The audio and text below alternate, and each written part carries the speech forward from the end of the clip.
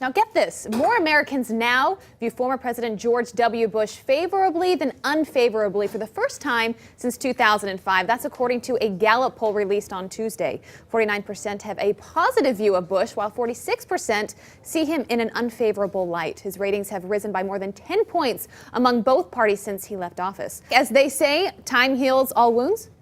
Yeah, I think to some extent, yeah, that's what you're seeing. I would emphasize that the approval ratings are still relatively low. It's not like an overwhelming majority of Americans think George W. Bush was a terrific president. But I think as you get farther away from the Bush presidency, and particularly as you see the Obama administration adopt many of the same Bush policies or Bush-esque policies on national security, it becomes harder to criticize the president consistently over time if you're, say, a Democratic or moderate critic of the Bush administration who likes the Obama administration.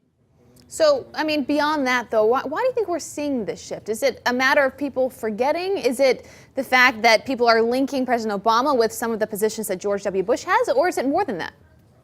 I think people get cuddlier when they get old. It's hard to look at an old guy who paints, Did you say alone. They get cuddly when they get old? Yeah, totally. I mean, he's an old man who makes paintings of dogs and shoes and stuff. That's what's so objectionable about that. I guess that's true. The bathtub painting, I guess, was a positive effect. Yeah, I think so. I think when he is just a human being now. He is not a man who makes decisions that affect world policy and that have disastrous effects on world policy. Those disastrous effects are, we're still living with many of them, but there's someone else who's in charge now, and we hold that person accountable. I still think you would see a much higher Bush approval rating right now if it were not for the Iraq War, for instance. I think there's a lot of stuff from his presidency that's keeping those numbers down. But still, over time, he's becoming a human being and not a president in people's minds, and it's easier to approve of him as such. And is that pretty normal, though? I mean, for a former president to have higher ratings once they leave office? Obviously, they're most of the times at their lowest when they're in office. It depends on the president. Bill Clinton, for instance, had extremely high approval ratings towards the end of his time in office, and his approval ratings, I mean, they stayed high, but they didn't just skyrocket when he left.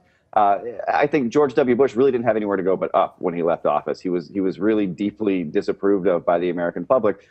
So I think that the judgment of history on him comes later. You're not going to see a whole lot of historians, serious academic historians detailing the myriad failures of his administration this year or next year.